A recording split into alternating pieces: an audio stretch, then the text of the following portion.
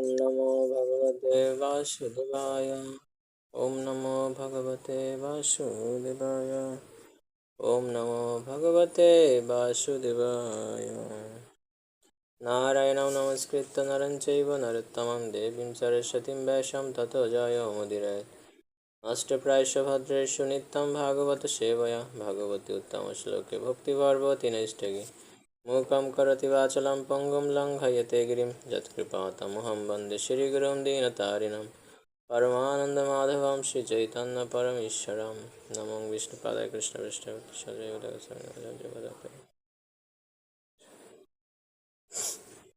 হরে কৃষ্ণ। সুপ্রিয় ভক্তবৃন্দ, সকলকে কৃষ্ণ প্রীতি এবং শুভেচ্ছা। তো গত ক্লাসে আমরা 13 অধ্যায় পড়েছিলাম, সেই বরাহদেবের লীলা। অত্যন্ত অদ্ভুত এবং অত্যন্ত সুন্দর। আমি আশা করি সবাই অনেক এনজয় করেছেন। কত সুন্দর করে ভগবান সেই ব্রহ্মার নাসিকা থেকে উৎপত্তি হয়ে ওখানে অ্যাকচুয়ালি 2 প্রকার বরাহ আবির্ভাব হয়েছে। একটা হচ্ছে শ্বেত বরাহ আর একটা হচ্ছে নীল বরাহ। তো শ্বেত বরাহটা হচ্ছে কোনটা? শ্বেত বরাহটা যে বরাহতে ভগবান হিরণ্যককে বধ করেনি, জাস্ট জলের নিচ থেকে তুলেছে পৃথিবী ডুবে গেছিল। মানে মনুষ্যতরূপাকে বলেছে তোমরা পৃথিবীতে তোমাদের স্থান, বাট পৃথিবীর যে জায়গায় ছিল ওই জায়গায়, যে জায়গার কথা বলেছে ব্রহ্মা, ওখানে যে দেখে পৃথিবী নাই। তখন যে ব্রহ্মাকে বলার পরে ব্রহ্মা চিন্তা করছে, আমি যখন ধ্যানমগ্ন হয়েছিলাম তখন মনে হয় পৃথিবী তাহলে খসে পড়ে গেছে। তাই ভগবান থেকে স্মরণ করার ফলে ভগবান তার নাকের ছিদ্র থেকে পরবর্তীতে বিশাল এক বরাহ রূপ ধারণ করে এই পৃথিবীটাকে উত্তোলন করেন। এটা হচ্ছে স্বয়ম্ভব মন্বন্তরে। আর একটা মন্বন্তর হচ্ছে কোন মন্বন্তর? চাক্ষুষ মন্বন্তর। এই মন্বন্তরে নীল বরাহ রূপে ভগবান আবির্ভূত হয়েছিলেন এবং ওখানে তিনি হিরণ্যাক্ষের বক্ষ বিদীর্ণ করেছিলেন। সুন্দর সুন্দর লীলা। আজকে আমরা 14 অধ্যায় পড়ব, সায়ংকালে দিতির গর্ভধারণ। অধ্যায়টা খুবই ইন্টারেস্টিং। আপনারা একটু বেশি বেশি মনোনিবেশ করবেন আশা করি। শ্রীমদ্ ভাগবত 3.14 দিতির গর্ভধারণ। শ্রীরাম ভাগবত মাহাত্ম্য একটু আমরা দেখি। সর্বশাস্ত্রাব্দি পীযুষ সর্ববৈদিক সৎফল সর্বসিদ্ধান্ত রত্নাঢ্য সর্বলোকৈক দিকপ্রদ। হে সর্বশাস্ত্র সমুদ্রের অমৃত, সকল বেদের অতি উৎকৃষ্ট ফল, তুমি সিদ্ধান্ত রত্নসমূহের সার নির্যাস এবং সকল লোকের মঙ্গল উপদেশ কর ও সর্বলোকের যথার্থ দৃষ্টি প্রদানকারী, তোমাকে নমস্কার করি। এই শ্রীমদ্ ভাগবতকে সনাতন গোস্বামীপাদ বলছে সমস্ত শাস্ত্রের সমুদ্রের অমৃত হচ্ছে এই শ্রীমদ্ ভাগবত। এই সকল বেদের উৎকৃষ্ট ফল আর সিদ্ধান্ত রত্ন সময়ের সার নির্যাস, যা সকল লোকের মঙ্গল উপদেশ করে সর্বলোকের দৃষ্টি প্রদানকারী। তাই এখানে নমস্কার জানাচ্ছে।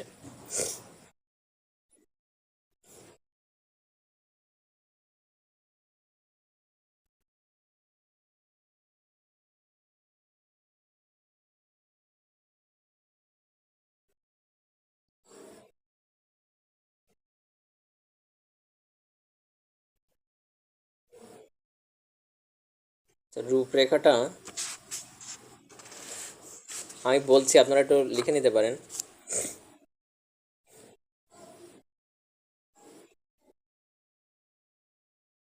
এক থেকে 4 নীলবরাহ সম্পর্কে বিদুরের প্রশ্নাবলী। নীলবরাহ সম্পর্কে বিদুরের প্রশ্নাবলী। 5 থেকে 7 মৈত্র বিদুরকে অভিনন্দন জানালেন।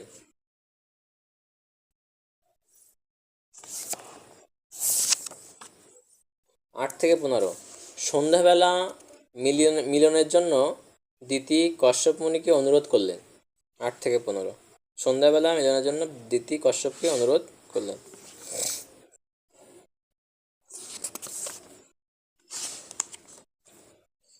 16 থেকে 21 কশ্যপ কর্তৃক দিতির প্রশংসা।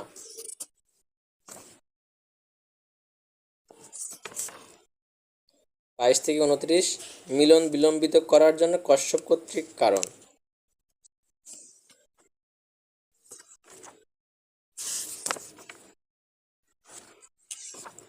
30 থেকে 36 মিলন এবং দিতির অনুশোচনা। 37 থেকে 43। কশ্যপের ভবিষ্যৎবাণী ও দিতির অনুরোধ। আর 44 থেকে 51 কশ্যপ দিতির পৌত্র প্রহ্লাদ সম্পর্কে। তো এই হচ্ছে এই অধ্যায়ের রূপরেখা। তো আমরা প্রথমে শ্লোকে চলে যাই। শ্রীশুক উবাচ নিশাম্যকৌষারবিনোপবর্ণিতাম হরে কথাং কারণসুকরাত্মন পুনঃ প্রপ্রচ্ছ তমোদতঞ্জলি ন চাতি তৃপ্ত বিদুরো ধৃতব্রত। অনুবাদ: শ্রী সুখদেব গোস্বামী বললেন, মহর্ষি মৈত্রেয়ের কাছে ভগবান বরাহের অবতারের কথা শ্রবণ করার পর ব্রতনিষ্ঠ বিদুর কৃতাঞ্জলি পুটে তার কাছে অনুরোধ করেন যাতে তিনি কৃপাপূর্বক ভগবানের অন্যান্য অপ্রাকৃত লীলাসমূহ বর্ণনা করেন, কেন তিনি তখনও পূর্ণরূপে তৃপ্ত হতে পারেনি। তো এই অধ্যায়ের রূপরেখাটা একটু আমরা দেখি। সম্পর্কটা গত অধ্যায়ের সাথে না গত অধ্যায় কী করছে, ওখানে দুইটা বরাহ অবতারের কথা বলেছে, একটা শ্বেত বরাহ, একটা নীল বরাহ। তো সেই নীল বরাহতে কী লীলা হয়েছিল ওটা ওখানে বেশি আলোকপাত করা হয়নি। তাই এখন নীল বরাহতে কী করেছিল, ওখানে হিরণ্যক্ষকে বধ করা হয়েছিল। তাহলে এই হিরণ্যক্ষ কোত্থেকে আসছে, ঠিক আছে, এই সমস্ত ঘটনা বিদুরজি আরও সুন্দর করে শুনতে চাইছেন। আর তার পরিপ্রেক্ষিতে এখানে এই সায়ংকালে দিতির গর্ভধারণ, কীভাবে অসুর জন্ম হয়, অসুর ব্যক্তি কীভাবে জন্মগ্রহণ করে, সেটা এখানে চলে আসছে। বুঝতে পেরেছেন? এই অধ্যায়ে এভাবে চলছে। হ্যাঁ বলেন শুভসম্পূ। আমরা যে এই যে শ্বেতগ্রহর যে লীলাটা শুনলাম তো ওইখানে হচ্ছে একটু আপনারটা মিউট হবেন তো। হ্যাঁ প্রভু, যখন আমরা হচ্ছে শ্বেত বরাহের শুনলাম তো লীলাটা, সেখানে হচ্ছে মনু এবং সতর্ক যখন আসলো তখন দেখলো যে সেই পৃথিবী নেই জায়গা মতো। তখন হচ্ছে শ্বেত বরাহ হয়ে হচ্ছে প্রভু পৃথিবীকে উদ্ধার করলেন। তো যখন হচ্ছে নীল বরাহ রূপে হলেন, আবির্ভাব হলেন, তখন কি প্রভু যে হিরণ্যক্ষ, যে আমরা শুনছিলাম প্রভু যে হিরণ্যক্ষ যে এই পৃথিবীকে হচ্ছে রসাতলে যে রাখেছিলেন প্রভু, সেটা কি তাহলে আবার পরবর্তীতে পৃথিবীকে আবার মানে পরবর্তীতে রসাতলে করেছিলেন প্রভু? হ্যাঁ নাকি এটাই তো আমরা যেটা পড়েছি এর আগে, এটা স্বয়ম্ভব মন্বন্তরের ঘটনা। আর যেটা চাক্ষুষ মন্বন্তরে যেটা হয়েছে ওটা হচ্ছে ওই সময় হিরণ্যক্ষ কী করেছে, সমস্ত পৃথিবী দখল করে ফেলেছিল। পৃথিবী না, স্বর্গমত্ত পাতাল সব ইচ্ছা মতো চালাতো। তখন পৃথিবীটাকে নিয়ে রেখেছে জলের নিচে, কাদার নিচে পুঁতে রেখেছে। চিন্তা করুন, আচ্ছা অবস্থা। তারপরে হচ্ছে ভগবান তাকে ওখানে নিয়ে বধ করে। বুঝতে পেরেছেন? ওকে, 2 নম্বর শ্লোক দেখি। বিদুর উবাচ তেনৈব তু মুনিশ্রেষ্ঠ হরিণা যজ্ঞমূর্তিনা আদি দৈত্য হিরণ্যাক্ষ ইত হত ইত অনুশুশ্রম। সে বিদুর বললেন, হে মুনিশ্রেষ্ঠ, পরম্পরাক্রমে আমি শুনেছি যে আদিদৈত্য হিরণ্যাক্ষ যজ্ঞমূর্তি পরমেশ্বর ভগবান বরাহদেব কর্তৃক নিহত হয়েছিলেন। ঠিক আছে, আমি যেটা বলেছি সেগুলোই বলা হচ্ছে, আমি আগে বলেছি এটা। তো স্বয়ম্ভব মন্বন্তরে তিনি ব্রহ্মাণ্ডের জলের মধ্য থেকে পৃথিবীকে উদ্ধার করেছিলেন এবং চাক্ষুষ মন্বন্তরে তিনি আদিদৈত্য হিরণ্যাক্ষকে সংহার করেছিলেন। স্বয়ম্ভব মন্বন্তরে তিনি শ্বেতবর্ণ ধারণ করেছিলেন এবং চাক্ষুষ মন্বন্তরে তিনি রক্তবর্ণ ধারণ করেছিলেন। বিতুর ইতিমধ্যে তাদের একজন সম্বন্ধে শুনেছিলেন, এখন তিনি অপর অবতার সম্বন্ধে শ্রবণ করার প্রস্তাব করছেন। যে দুটি ভিন্ন বরাহ অবতারের বর্ণনা এখানে করা হয়েছে তারা একই পরমেশ্বর ভগবান। শ্লোক 3।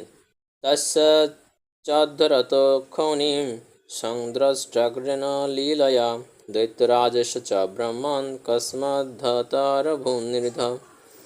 হে ব্রাহ্মণ, ভগবান যখন ক্রিয়াচ্ছলে পৃথিবীকে উদ্ধার করছিলেন তখন কী কারণে দৈত্যরাজের সঙ্গে বড়দেবের যুদ্ধ হয়েছিল? এই যে এখান থেকে গল্পে চলে যাবে। হ্যাঁ, তাহলে কেন এই হিরণ্যকের সঙ্গে বরাহদেবের যুদ্ধ হলো, কীভাবে এর ঘটনা ঘটলো? ঠিক আছে, তারপর 4 নম্বর শ্লোকে কী বলছে? আমার মন অত্যন্ত জিজ্ঞাসু হয়েছে, তাই আমি ভগবানের অবতারের বর্ণনা শ্রবণ করে তৃপ্ত হতে পারছি না।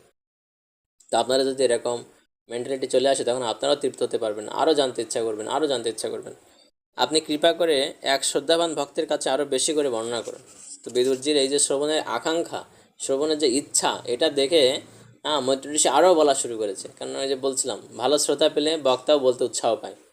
হ্যাঁ, ক্লাসে বেশি স্টুডেন্ট অ্যাটেন্ড করে দেখবেন বক্তা বলে অনেক ইন্টারেস্ট পাচ্ছে, আপনার শ্রোতারাও শুনে ইন্টারেস্ট পাবেন, যেমন এখানে তো অনেক স্টুডেন্ট আছে এরকম। দেন 5 থেকে 7 বৈদর মিত্রকে অভিনন্দন জানালেন।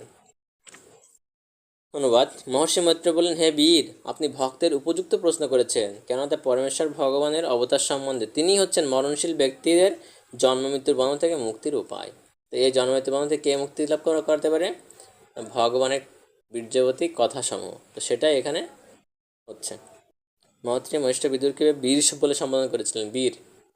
তার কারণ এই নয় যে তিনি কুরুবংশে জন্মগ্রহণ করেছিলেন, তখন তাকে এইভাবে সম্বোধন করার কারণ ছিল যে তিনি বরাহদেব ও নৃসিংহদেবের ভগবানের অবতারের বীরত্বপূর্ণ কার্যকলাপ শোনার জন্য উৎকণ্ঠিত হয়েছিলেন। এই জন্য তাকে বীর কেন বলা হচ্ছে না? সে ভালো যুদ্ধ করতে পারে, তার অনেক জমি জায়গা আছে, এই জন্য না।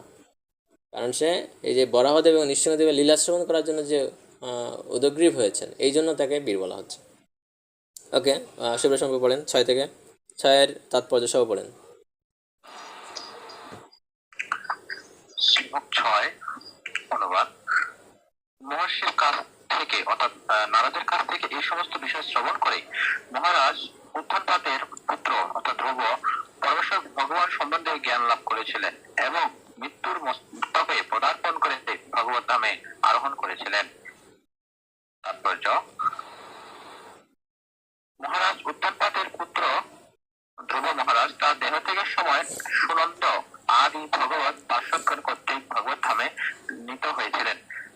তিনি অল্প বয়সে এই জগৎ ত্যাগ করেন, যদিও তিনি তার পিতার সিংহাসন প্রাপ্ত হয়েছিলেন এবং তার কয়েকটি পুত্র ছিল। যেহেতু তিনি এই সংসার ত্যাগ করেছিলেন, মৃত্যু তার প্রতীক্ষা করছিল, কিন্তু তিনি মৃত্যুর পরোয়া করেননি এবং সশরীরে চিন্ময় বিমানে আরোহণ করে সরাসরি ভাবে বিষ্ণুলোকে গমন করেছিলেন। তার এই সৌভাগ্য হয়েছিল কেননা তিনি মহর্ষি নারদ মুনির সঙ্গ লাভ করেছিলেন এবং তার কাছ থেকে ভগবানের লীলা সমূহের বর্ণনা শ্রবণ করেছিলেন। তাহলে বুঝতে পারছেন ভক্ত হওয়ার সুফল কি? শ্লোক 7 যে মৃত্যুকে সবাই ভয় পায়, আর ভক্তরা ওই মৃত্যু এসে ভক্তের কাছে হাত জোর করে থাকে যে কৃপা করে আমাকে গ্রহণ করুন। এই ধ্রুব মহারাজ মৃত্যু দেবতা তার সামনে এসে দাঁড়াইছিল, আর তার মাথার উপর পা দিয়ে সে এই ভগবত ধামের সেই যে বিমান এসেছিল তাকে নেওয়ার জন্য, সেখানে সে উঠেছিল। বুঝতে পারছিলেন? এইভাবে এই ভগবানের বীর্যবতী লীলাকথা শ্রবণ করার মাধ্যমে আমরা এই ধরনের সুযোগ প্রাপ্ত হই। আর এই জগতের মানুষ মৃত্যু ভয়ে ভীত, আর সাধু বৈষ্ণবরা মৃত্যু ভয়ে ভীত না, তাদের সবসময় চিন্তা আমি কীভাবে ভগবানের সেবা করতে পারি, কীভাবে বেশি বেশি ভগবানের সেবা করতে পারি। ওকে, 7 নম্বর। শ্লোক 7 অনুবাদ: বরাহরূপে ভগবানের সঙ্গে দৈত্য হিরণ্যক্ষের যুদ্ধের ইতিহাস বহু বছর আগে যখন দেবতাদের দ্বারা জিজ্ঞাসিত হয়ে দেবশ্রেষ্ঠ ব্রহ্মা বর্ণনা করেছিলেন, তখন আমি তো শ্রবণ করেছিলাম। হ্যাঁ, তা এখন মৈত্র ঋষি এটা কোত্থেকে শ্রবণ করেছে সেটা এখানে বলছে। তারপরে শ্লোক 8 অনুবাদ: দক্ষকর্ণা দুটি কামস্বরে পীড়িতা হয়ে সন্ধ্যাকালে তার প্রতি মরীচিপুত্র কশ্যপের কাছে সন্তান লাভের মানুষে সন্ধ্যাবেলায় মৈথুনে লিপ্ত হওয়ার জন্য আবেদন করেছিলেন। শ্লোক 9 অনুবাদ: সূর্য যখন অস্ত যাচ্ছিল তখন সেই মহর্ষি যজ্ঞশালায় অগ্নিজিহ্ব শ্রী বিষ্ণুর উদ্দেশ্যে আহুতি প্রদান করার মাধ্যমে পূজা করে সমাধিস্থ ছিলেন। শ্লোক 10 অনুবাদ: সেই স্থানে সুন্দরী দিতি তার বাসনা ব্যক্ত করে বললেন, হে বিদ্যান শ্রেষ্ঠ, মত্ত হস্তি যেমন কদলী বৃক্ষকে পীড়িত করে, তেমনি কন্দর্প তার সরাসন গ্রহণ করে আমাকে বলপূর্বক পীড়িত করছেন। শ্লোক 11 হ্যাঁ, তো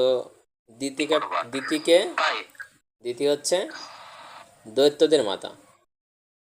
মহর্ষি কশ্যপ মুনির অনেক স্ত্রী ছিল, তার মধ্যে অদিতি ছিল একজন। অদিতি হচ্ছে সমস্ত দেবতাদের মাতা, ঠিক আছে? দেবতারা ওনার গর্ভ থেকে জন্মগ্রহণ করেছে। আর এই দিতি হচ্ছে অসুরদের মাতা, ঠিক আছে? অসুর পুত্র সব এই সমস্ত এগুলো এই দিতির গর্ভ থেকে জন্মগ্রহণ করেছে। কেন জন্মগ্রহণ করেছে দেখুন, এখানে বলছে এই সন্ধ্যাবেলায় মৈথুন বা সন্ধ্যাবেলায় মিলনের পরে যদি কোনো বাচ্চা হয়, বেবি হয়, ও অসুর হয়। বুঝতে পেরেছেন? তো এই যে এই হিরণ্যকশিপু এই সন্ধ্যাবেলায় মিলনের পরে তাদের জন্ম হয়েছিল, যে কারণে এরা অসুর হয়ে জন্মগ্রহণ করেছে। তো অনেক টেস্ট টেস্ট আসে ভাগবতে আমাদের, বিশেষ করে এগুলো আমাদের সংসার জীবনে আমাদের এগুলো প্রয়োগ করা যায় কীভাবে, সেই বিষয়গুলো আমরা এখান থেকে শিখতে পারি। তো ঘটনাটা কী ঘটেছিল, এই যে মহর্ষি কশ্যপ উনি সন্ধ্যা ধ্যান করতে যাবেন, সন্ধ্যা আহ্নিক যেটা বলে ওটা করতে যাবেন। ওই সময় এই মাতা দিতি তাকে টানাটানি শুরু করেছে যে না, সে তার কাম বাসনাকে দমন করতে পারছে না, এখনই তার সঙ্গে মিলিত হতে হবে। তো তারপরে পড়ুন।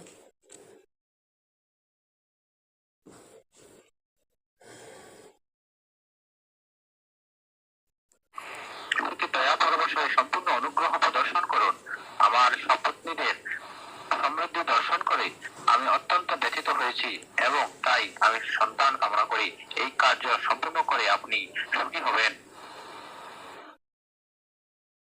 শ্লোক 12 অনুবাদ। পতির আশীর্বাদে পত্নী জগতে সম্মান লাভ করেন এবং আপনার মতো প্রতি সন্তান লাভ করে যশস্বী হবেন, কেননা আপনার উদ্দেশ্য হচ্ছে এই জগতে প্রজা বৃদ্ধি করা। তাহলে এখানে দ্বিতীয় মাতা যে বলছে যে কেন এখন সে সঙ্গম করবে না, তার কিছু কারণ তিনি দাঁড় করাচ্ছে, যুক্তি। না, আপনি আমার সঙ্গে মিলন করবেন কারণ হচ্ছে আপনার যে অন্য পত্নীরা আছে তারা অলরেডি সন্তান প্রাপ্ত হয়ে গেছে। এই মাতাজিদের সব থেকে সন্তুষ্টি জায়গা কোনটা জানেন কেউ? এখন তো মাতাজিরা মনে করেন ভালো একটা ইনকাম করার মেশিন হয়ে গেছে। সবাই সবাই এখন ওয়াইফকে দিয়েই বেশি বেশি বাইরে পাঠায়, সেবা করাতে চায়, বিভিন্ন চাকরি বাকরি করে ওখান থেকে ইনকাম করে ওইসব টাকা পয়সাগুলো নিতে চায়। তো দেখুন ভালো করে, তো এই যুগে মাতাজিরা হয়ে গেছে সস্তা, ঠিক আছে, মেশিনের মতো হয়ে গেছে। তো এইভাবে যদি তো মাতাজিরা এইভাবে কখনো সন্তুষ্ট হতে পারে না, যতই তারা বলুক আরে আমাদের সম্মান দরকার, চাকরি দরকার, চাকরি দরকার, সম্মান দেবো না, যতক্ষণে একজন স্ত্রী বা একজন মাতাজি মা হতে পারছে ততক্ষণ পর্যন্ত তার ওই ধরনের সুখ সমৃদ্ধি সে পায় না। ঠিক আছে? তা দ্বিতীয়মাতা এখানে কি করছে, কারণ দেখাচ্ছে যে কেন সঙ্গম করতে হবে, কারণ আপনার অন্যান্য পত্রীরা অলরেডি লাভ করেছে, কিন্তু আমি এখনও কোনো সন্তান প্রাপ্ত হয়নি, এই জন্য আমার এখন সন্তান দরকার। 2 নম্বরে কি, যেন আপনি যশস্বী হবেন, কারণ আপনার মতো এরকম একজন মহান ঋষির মুনির জাত একজন সন্তান আসবে, অবশ্যই আপনি যশস্বী হবেন। কিন্তু দেখুন তাৎপর্য, প্রভুপাদ একটা কথা বলছে, ঋষভদেবের মতো যতক্ষণ পর্যন্ত না পুরুষ অথবা নারী সম্পূর্ণরূপে নিশ্চিত হতে পারছেন যে তাদের সন্তানদের তারা জন্ম মৃত্যুর বন্ধন থেকে মুক্ত করতে পারবেন, ততক্ষণ পর্যন্ত তাদের পিতা বা মাতা হওয়া উচিত নয়। তো এই জন্য আমরা কখন সন্তান গ্রহণ করব, যখন আমরা কনফার্ম হব যে না, আমার গর্ভজাত যে সন্তান আসবে তাকে আমি ভগবদ্ধামের পথ দেখাতে পারবো। আমি কখন বিবাহ করব না, যখন আমি কনফার্ম হব যে না, আমার হাজব্যান্ড বা আমার ওয়াইফকে আমি ভগবদ্ধামের পথে যুক্ত করাতে পারবো, তখন আমার বিবাহ করা উচিত। আদারওয়াইজ শুধু শুধু বিবাহ করে সমাজে উৎপাত করা উচিত না। শুধু শুধু সন্তান গ্রহণ করে এই সমস্ত অসুর সন্তান দিয়ে এই জগৎটাকে অলরেডি এই যে যে অবস্থা এখন সমাজের সংসারের, এরকম করা উচিত নয়। ঠিক আছে? ওকে, 13 থেকে পড়ুন তারপরে।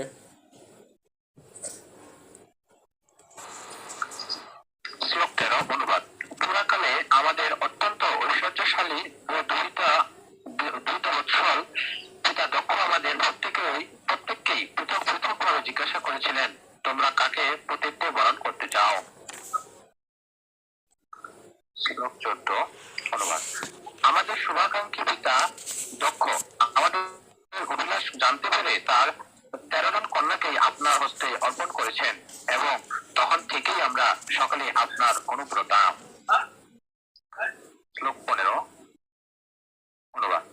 হে কমললোচন, কৃপা করে আমার বাসনা পূর্ণ করার দ্বারা আমার মঙ্গল বিধান করুন। আর্ত ব্যক্তি যখন কোনো মহাপুরুষের শরণ গ্রহণ করেন তখন তার নিবেদন বিফল হয় না। শ্লোক 16 অনুবাদ। হে বিদ অর্থাৎ বিদুর, মরিচি তনয় কশ্যপ বহু ভাষিনী দীনা ও দ্বারা কলুষিতা দিতে সান্ত্বনা দিয়ে এভাবে বলেছিলেন। ওকে প্রভু, ধন্যবাদ আপনাকে, অনেকগুলো পড়েছেন। তো এইভাবে তো দেখছি দিদিমাতা কী করছে এখন, সে এখন যে সন্ধ্যাবেলা এইগুলার সে কোনো পরোয়া করছে না, ঠিক আছে। সে আরও যুক্তি দেখাচ্ছে যে কেন আমার সঙ্গে আপনার মিলিত হওয়া উচিত, কেন আপনি আমার সঙ্গে মিলিত হয়ে আমাকে সন্তান প্রদান করবেন। হুম। আবার বলছে আমি আর্ত আপনার শরণ গ্রহণ করেছি, এখন আপনি আমাকে নিবেদন কি বিফলে দিবেন। মানে এইভাবে তাকে বিভিন্ন ধরনের কথা বলছে দিদিমাতা কশ্যপ মুনিকে, ঠিক আছে। তো তারপর কি ঘটনা ঘটেছিল সেগুলো আমরা দেখব এখানে 17 থেকে। তারপরে পড়ুন আরেকজন, আনন্দপ্রভু।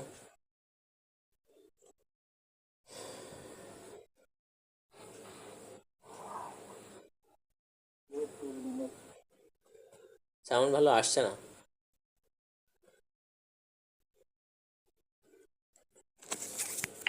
শ্লোক 17 অনুবাদ। সেই বয়োধিকা অভিনয় তা আমি অভিযোগ করবো, কেননা যে স্ত্রী থেকে বিবর্গ লাভ হয় তার কামনা না পূর্ণ করে, না পূর্ণ করে। এখানে তাৎপর্যটা পড়ুন একটু। শ্লোক তাৎপর্য: মুক্তির তিনটি সিদ্ধি হচ্ছে ধর্ম, অর্থ ও কাম। বদ্ধ জীবের পক্ষে ধর্মপত্নীকে মুক্তির উপায় স্বরূপ বলে বিবেচনা করা হয়, কেননা সে তার পতির চরম মুক্তির জন্য তার সেবা নিবেদন করে। বদ্ধ জীবের অস্তিত্ব ইন্দ্রিয় তৃপ্তির ভিত্তিতে প্রতিষ্ঠিত, এবং কেউ যদি সৌভাগ্যক্রমে সুশীলা পত্নী লাভ করে তাহলে তার পত্নী সর্বতোভাবে তাকে সাহায্য করে। কেউ যদি তার বদ্ধ জীবনে বিক্ষিপ্ত থাকে তাহলে তিনি জড়জগতে কুলসে আরো গভীরভাবে আবদ্ধ হয়ে পড়ে। সতী পত্নীর কর্তব্য হচ্ছে পতির সমস্ত জড়বাসনা চরিতার্থ করার জন্য সহযোগিতা করা, যাতে সে স্বাচ্ছন্দ্যে জীবনে পূর্ণতা প্রাপ্তির জন্য পারমার্থিক কার্যকলাপ সম্পাদন করতে পারে। পতি যখন পারমার্থিক পথে উন্নতি সাধন করে তখন পত্নীও নিঃসন্দেহে তার কার্যকলাপের অংশীদার হয়, এবং এইভাবে পতি ও পত্নী উভয়ের পারমার্থিক সিদ্ধি লাভ করে। তাই বালক ও বালিকা উভয়কে পারমার্থিক কর্তব্য সম্পাদনের শিক্ষা দেওয়া উচিত। জবান হতে পারে। বালকদের শিক্ষা হচ্ছে ব্রহ্মচর্য এবং বালিকাদের শিক্ষা হচ্ছে শিক্ষিত ব্রহ্মচারী। এই দুয়ের সমন্বয় জীবনের চরম উদ্দেশ্য। এটা ক্লিয়ার না, বেঁধে বেঁধে আসে কেন জানি। এখানে দেখছি যে মুক্তির তিনটি সিদ্ধি কি, ধর্ম, অর্থ আর কাম। অ্যাকচুয়ালি এখানে চতুর্বর্গ বলা হয়, ধর্ম, অর্থ, কাম আর মোক্ষ। ধর্ম করলে কি হবে, ধর্ম করলে শ্লোক 8 অনুবাদ। ধর্ম করলে কি হবে, অর্থ আসবে, আর অর্থ পেলে কি হয়, মানুষ কাম উপভোগ করে।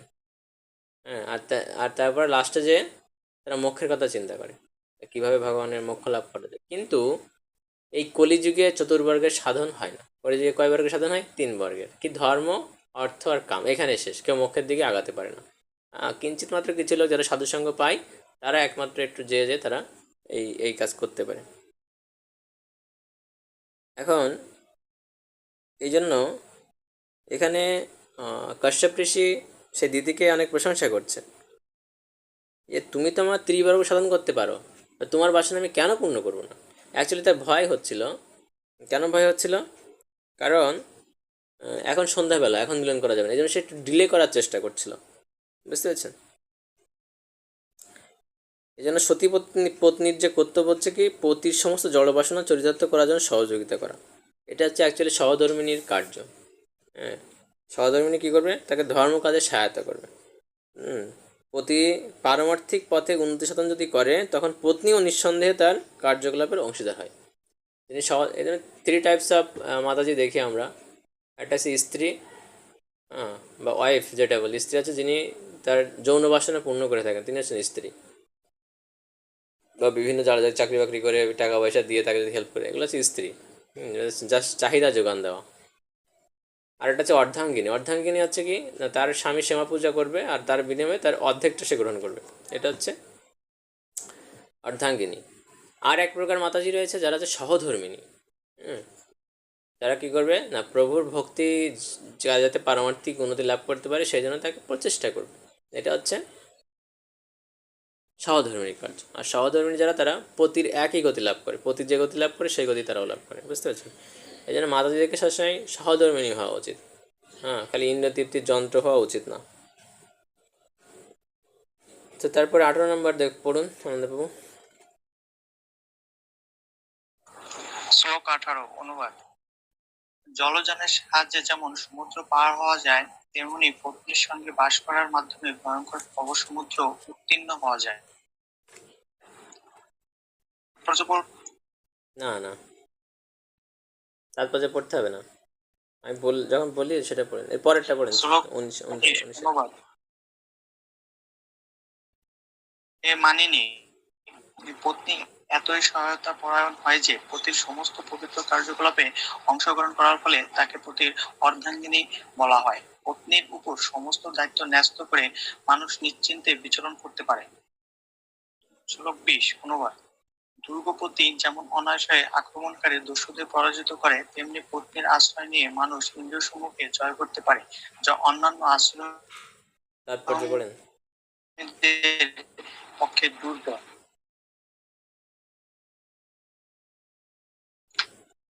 তাৎপর্য। 4টি আশ্রমের মধ্যে গৃহস্থ আশ্রমই হচ্ছে নিরাপদ। ইন্দ্রিয়গুলোকে দেহরূপ দুর্গের আক্রমণকারী দস্যু বলে মনে করা হয়েছে। পত্নী হচ্ছেন সেই দুর্গের সেনাপতি, এবং তাই যখন ইন্দ্রিয়গুলির দ্বারা দেহ আক্রান্ত হয়, পত্নী সেই আক্রমণ থেকে দেহকে রক্ষা করেন। যৌন কামনা সকলের পক্ষে অনিবার্য, কিন্তু যার স্থায়ী পত্নী রয়েছে তিনি ইন্দ্রিয়রূপ শত্রুর আক্রমণ থেকে সুরক্ষিত থাকেন। যে মানুষের সুশীলা পত্নী রয়েছে, সে কুমারী মেয়েদের সতীত্ব নষ্ট করে সমাজে বিশৃঙ্খলা সৃষ্টি করে না। যথাযথভাবে শিক্ষিত ব্রহ্মচারী বানপ্রস্থ বানপ্রস্থী অথবা সন্ন্যাসী না হলে স্থায়ী পত্নী ব্যতীত মানুষ লম্পটে পরিণত হয়ে সমাজের আবর্জনা সদৃশ হয়ে ওঠে। সুদক্ষ কঠোর নিয়মানুবর্তিতার মাধ্যমে ব্রহ্মচর্যের শিক্ষা লাভ না করলে এবং শিক্ষার্থী অনুগত না হলে তথাকথিত ব্রহ্মচারী কামের আক্রমণের শিকার হবে।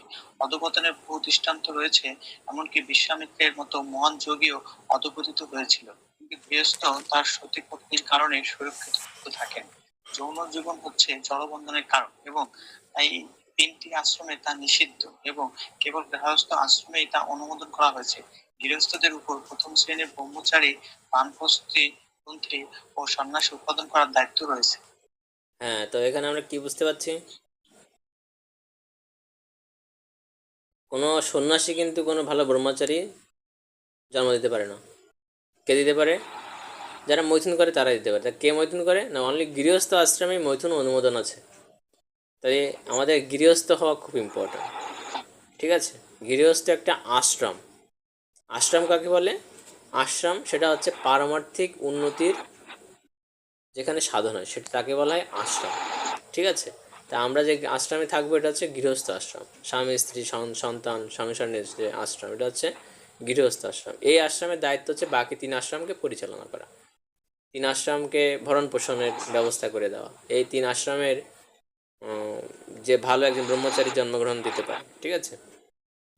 তো আর এই গৃহস্থ আশ্রম হচ্ছে একটা নিরাপদ আশ্রম, কেননা এই আশ্রমে মানুষ তার সহধর্মিনীর সঙ্গে তারা মৈথুন কার্য করতে পারে, আর তাদের পাপও হয় না, তাই না? এই জন্য নিরাপদ, এখান থেকে ফল ডাউন করার কোনো অপশন নেই। কিন্তু যারা ব্রহ্মচারী, সে যদি যৌন কথা চিন্তা করে, ব্রহ্মচারী যদি যৌন সঙ্গে করে ফেলে, তাহলে তার অধঃপতন হয়ে যায়। বা সন্ন্যাসী যদি এরকম কার্য করে, এগুলো খুবই নিন্দামূলক কার্য। তো এই জন্য গৃহস্থ আশ্রম হচ্ছে কি সব থেকে নিরাপদ আশ্রম এই 4টি আশ্রমের মধ্যে, বোঝা গেছে? কারণ তারা নির্দ্বিধায় তারা এইভাবেই এই কামের ওপর নিজেদের কর্তৃত্ব প্রতিষ্ঠা করতে পারে। তো আপনারা তো অবাক হয়ে যাচ্ছে না? আরে ভাগবতে এরকম কথা বলা আছে, কেউ আগে জানতেন না মনে হয়। আপনারা খালি মানতেন আরে ভাগবত পড়ে মানে খালি প্রণাম করতে হবে, আর ভাগবতে মনে খালি ওই ভগবান ভগবান করা আছে, ভগবান অবতারের কথা বলা আছে। দেখুন ভাগবত কী শিক্ষা দিচ্ছে, সব ধরনের শিক্ষা দিচ্ছে। সংসারে আপনি কীভাবে চলবেন, কীভাবে সংসার পরিচালনা করবেন, সব কিছু। এটা হচ্ছে শ্রীমদ্ ভাগবত, সব রয়েছে এখানে। বৈদিক সাহিত্যের নির্যাস এক কথায়। তারপরে পড়ুন 21 নম্বর। শ্লোক 21 তাৎপর্য সব বলবেন। আমরা তোমার মতো হতে পারবো না, এবং সারা জীবন এমনকি জন্মান্তর উপকার করে তোমার ঋণ শোধ করতে পারবো না। এমনকি যারা ব্যক্তিগত গুণাবলী প্রশংসাকারী, তাদের পক্ষে তোমার ঋণ শোধ করা সম্ভব নয়। শ্লোক 22 অনুবাদ। যদিও তোমার ঋণ শোধ করা সম্ভব নয়, তবু অচিরেই সন্তান লাভের জন্য তোমার কাম বাসনা আমি তৃপ্ত করব, কিন্তু তোমাকে কিছুক্ষণ প্রতীক্ষা করতে হবে যাতে অন্যেরা আমার নিন্দা না করে। শ্লোক 23 অনুবাদ। এই বিশেষ সময়টি সবচেয়ে অশুভ, কেননা এই সময় ভয়ঙ্কর দর্শন, ভূত প্রেত ও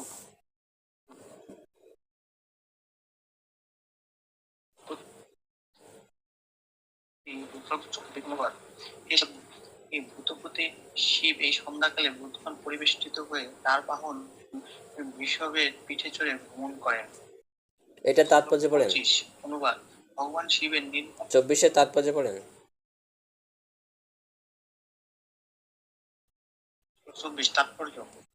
শিবরা রূপ হচ্ছেন ভূতেদের প্রতীক। ভূতেরা ধীরে ধীরে আত্মা উপলব্ধির পথে পরিচালিত হওয়ার জন্য শিবের পূজা করে। মায়াবাদী দার্শনিকরা প্রায় সকলেই শিবের উপাসক, এবং শ্রীপাদ শরণাচার্য হচ্ছেন শিবের অবতার, যিনি ভক্তদের নাস্তিকতা শিক্ষা দেওয়ার জন্য অবতরণ করেছিলেন। আত্মহত্যা আদি গর্হিত পাপ আচরণের ফলে ভূতেরা স্থূল জড় শরীর থেকে বঞ্চিত হয়। মানব সমাজে যারা ভূতেদের মতো চরিত্র বিশিষ্ট, তাদের অন্তিম উপায় হচ্ছে ভৌতিক অথবা আত্মাত্মিক আত্মহত্যা। ভৌতিক আত্মহত্যার ফলে জড়দেহের হানি হয়, আর আত্মাত্মিক আত্মহত্যার ফলে সবিশেষ সত্তার লোপ পায়। মায়াবাদী দার্শনিকদের বাসনা হচ্ছে তাদের ব্যক্তিগত সত্তা হারিয়ে নির্বিশেষ ব্রহ্মতত্ত্বে লীন হয়ে যাওয়া। ভূতেদের প্রতি অত্যন্ত দয়া পরবশ হয়ে শিব দেখেন যে যদিও তারা অভিশপ্ত, তবুও যেন তারা ভৌতিক শরীর লাভ করে। স্থান ও কালের বিধিনিষেধ উপেক্ষা করে যারা কাম আচরণে প্রবৃত্ত হয়, সেই সমস্ত স্ত্রীদের গর্ভে তিনি তাদের স্থাপন করেন। কশ্যপ সেই তত্ত্ব নীতিকে বোঝাতে চেয়েছিলেন, যাতে তিনি আর কিছুক্ষণ অপেক্ষা করেন। হ্যাঁ, তা বুঝতে পারছেন যে কেন তাহলে কশ্যপ মুনি, অ্যাকচুয়ালি কশ্যপ মুনির যে ইচ্ছা নাই সেটা না, তার ইচ্ছা আছে, এই জন্য সে ডিলে করার চেষ্টা করছে, আর এবং বলছে যে এই টাইমটা হচ্ছে শিবের টাইম। শিব তার যে সমস্ত ভূত প্রেত অনুচররা আছে এদেরকে নিয়ে এই সন্ধ্যার টাইমে ঘুরে বেড়ায়। এই জন্যই একদম ভর সন্ধ্যাবেলায় দেখবেন আমাদের পূর্বজরা বলতো, যে এখনও বলে হয়তো আপনাদের যারা পূর্বজের সাথে কানেকশন থাকলে, সন্ধ্যাবেলায় খেও না, সন্ধ্যাবেলায় শুয়ে থাকতে নেই, হ্যাঁ সন্ধ্যাবেলায় শুয়ে থেকো না, ভগবানের নাম করো, হ্যাঁ হাতে তালি দিয়ে কীর্তন করো, সন্ধ্যা আরতি প্রদান করো, এই সমস্ত বলে দেখবেন। সন্ধ্যাবেলাটা এই জন্য বলে, কেননা এই টাইমে আর যৌন মিলনের কথা তো আসেই না, কারণ এই টাইমে যদি কেউ যৌন মিলন করে, যে সমস্ত ভূত প্রেতাত্মা যারা আত্মহত্যা করছে, এই সমস্ত গর্হিত পাপ করছে, এই সমস্ত পাপ কর্মে যে আত্মারা যারা মুক্তি লাভ করতে পারেনি, ওই সমস্ত আত্মাদের ধরে ধরে ওই সমস্ত ঘরে প্রেরণ করা হয়। বুঝতে পারছেন, এই সন্ধ্যাবেলা যারা মিলন করে। ওকে, ধন্যবাদ আনন্দপ্রভু। তারপরে আরেকজন পড়বেন, রিমি মাতাজি পড়তে পারবেন?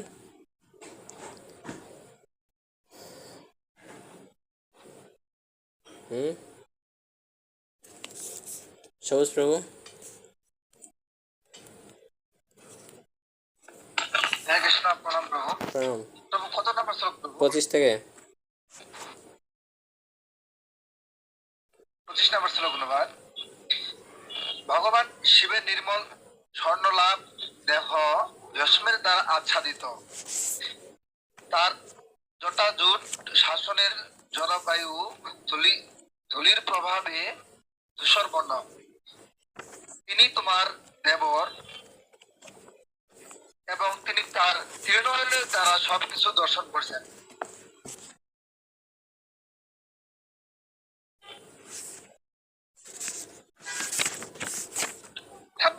অনুবাদ। ভগবান শিব কাউকে তার আত্মীয় বলে মনে করেন না, অথচ এমন কেউ নেই যিনি তার সঙ্গে সম্পর্কিত নন। তিনি কাউকেই আদরণীয় ও নন্দনীয় বলে মনে করেন না।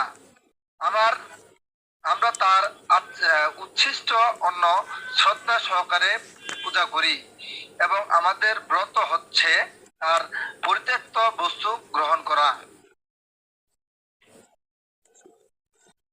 ওকে, এটা একটু তাৎপর্য পড়তে হবে। তাৎপর্য। কাশ্যপ তার পত্নীকে বলেছিলেন যে ভগবান শিবকে তার দেবর বলে মনে করে তিনি যেন তার প্রতি অপরাধজনক কার্য করতে উৎসাহিত হন না হন। কাশ্যপ তাকে সাবধান করে দিয়েছিলেন যে ভগবান শিব কারো সঙ্গেই সম্পর্কযুক্ত নন, আবার কেউই তার শত্রু নন, যেহেতু তিনি জাগতিক কার্যকলাপে তিনজন নিয়ন্তার মাধ্যমে একজন, তিনজন নিয়ন্তার মধ্যে একজন, তাই তিনি সকলের প্রতি সমদর্শী। তার মহিমা অতুলনীয়, কেননা তিনি পরমেশ্বর ভগবানের একজন মহান ভক্ত। কথিত হয় যে ভগবানের সমস্ত ভক্তদের মধ্যে শিব হচ্ছেন সর্বশ্রেষ্ঠ, তাই তার উচ্ছিষ্ট অন্ন ভগবত ভক্তেরা মহাপ্রসাদ রূপে গ্রহণ করেন। ভগবান শ্রীকৃষ্ণের প্রতি নিবেদিত অন্নকে বলা হয় প্রসাদ, কিন্তু সেই প্রসাদ যখন শিবের মতো মহান ভক্ত, ভগবত ভক্ত গ্রহণ করেন, তখন তাকে বলা হয় মহাপ্রসাদ। ভগবান শিব এতই মহান যে সকলেই জাগতিক ঐশ্বর্য লাভের জন্য এতই উৎসুক, অথচ তিনি তার প্রতি কোনো রকম গ্রাহ্য করেন না। শক্তিশালিনী মূর্তি মায়া পার্বতী তার পত্নী রূপে সম্পূর্ণভাবে তার দ্বারা নিয়ন্ত্রিত, কিন্তু তা সত্ত্বেও তিনি তার বাসস্থানের গৃহ নির্মাণ করার জন্য তার সাহায্য গ্রহণ করেন না, কিন্তু তিনি আশ্রয়হীন অবস্থায় থাকাই পছন্দ করেন এবং তার মহান পত্নী ও বিনম্রতা পূর্বক তার সঙ্গে সেইভাবে থাকতে সম্মত হয়েছেন। সাধারণত মানুষেরা শিবের পত্নী দেবী দুর্গাকে পূজা করেন জড়জাগতিক সমৃদ্ধি লাভের জন্য, কিন্তু শিব জড় বাসনাহীন ভাবে তাকে তার সেবায় নিযুক্ত করেছেন। তিনি তার মহিষী পত্নীকে উপদেশ দিয়েছিলেন যে সমস্ত আরাধনার মধ্যে বিষ্ণুর আরাধনাই হচ্ছেন পরম, এবং তার থেকে পরতর হচ্ছে বিষ্ণু ভক্ত বা বিষ্ণুর সঙ্গে সম্পর্কিত যে কোনো কিছুই আরাধনা। এ হচ্ছে শিবজি মহারাজের চরিত্র। আমিও যখন এরকম প্রথম পড়ছি আমার খুব হচ্ছে, শিবজি মহারাজের প্রতি আরও অনুরক্ত হয়েছি। বৈষ্ণব বানাম যথাসম্ভব, যেমন কেউ তার আত্মীয় নয়, বুঝতে পেরেছেন? এই জগতের একমাত্র আপন বলতে কে? একমাত্র ভগবান হচ্ছে একমাত্র আপন, অন্য কেউ তার আপন নয়। হ্যাঁ, আবার কাউকে তিনি আদরও করেন না, আবার নিন্দাও করেন না, বুঝেছেন? আমরা তার উচ্ছিষ্ট অন্ন শ্রদ্ধা সহকারে পূজা করি। আমাদের ব্রত হচ্ছে তার পরিত্যক্ত বস্তু গ্রহণ করা। এই শিবজি মহারাজ খুবই উন্নত মার্গের ভক্ত। আমি যখন এই শিবজি মহারাজ সম্পর্কে এভাবে জেনেছি আমার খুব ভালো লেগেছে। দেখুন, অনেকে শিবের ভক্ত আছে, তারা কী করে, নাগা সাধুবন্ধু আছে, তারা হচ্ছে মনে করুন মদ গাঁজা খেয়ে একদম ফষ্টি নষ্টি শুরু করে দেবে, গাঁজা খেতে খেতে একদম উড়িয়ে দেবে। বিশেষ করে আমাদের বাংলাদেশে বেশি এগুলো। হ্যাঁ, কালী পুজো হলেই তো মনে করেন বাবার মাথায় যে গাঁজা আছে গাঁজা খেতে হবে, এ হচ্ছে এদের অবস্থা। কিন্তু শিবজি মহারাজ দেখুন, তিনি কোথায় থাকেন? শ্মশান ঘাটে মাঠে এসব জায়গায় থাকেন। কেন থাকেন? কারণ তিনি সবসময় মনে করেন যে এই যে সমস্ত বস্তু, ভালো ভালো বাড়ি বিছানা, এগুলো হচ্ছে পরমেশ্বর ভগবান শ্রীকৃষ্ণের জন্য, শ্রী বিষ্ণুর জন্য। শুধুমাত্র এইটা চিন্তা করে তিনি এরকম উত্তম বস্তু গ্রহণ করেন না। ওটা তো ভগবানের প্রাপ্য, তো ওখানে আমি কেন ঘুমাবো? এই জন্য উনি শ্মশান ঘাটে থাকেন। উনি কেন গলায় যে মাথার খুলি মুলি এগুলো পরে থাকেন? ভালো মাল্য কি তার জুটে না? সে কি ভালো একটা মালা পরতে পারে না, ফুলের মালা? সে সবসময় মনে করেন এই সমস্ত দামি অলঙ্কার আদি ভালো ভালো পুষ্পের মালা এগুলো ভগবান শ্রীকৃষ্ণের জন্য। চিন্তা করেন, এই হচ্ছে শিবজি মহারাজ। শুধু শুধু বৈষ্ণব বানাম যথাসম্ভব হয়নি কিন্তু। হ্যাঁ, এই জন্য তিনি এগুলো গ্রহণ করেন। তারপরে যে উত্তম গন্ধ, গোলাপ জল বলেন বা বলেন, এই সুন্দর সুন্দর গন্ধ, এইগুলো উনি মাখেন না, ছাই ভাষা মেখে থাকেন। কেন? কারণ এইগুলো তো ভগবানের জন্য। এই জন্য এই সমস্ত আমি যখন জেনেছি আমারও শিবজি মহারাজের প্রতি খুবই আকৃষ্ট হয়েছে। কিন্তু শিবের ভক্ত যারা আছে এরা তো সব গাঁজা খাওয়া ভক্ত, এরা ওই এই ফিলটা পায় না তারা, বুঝতে পারছেন? ভাগবত পড়লে আমরা শিবজি মহারাজে কেন বৈষ্ণব শ্রেষ্ঠ সেটা আমরা বুঝতে পারি। ওকে, তারপরে পড়ুন অনুবাদ 27 নম্বর শ্লোক অনুবাদ।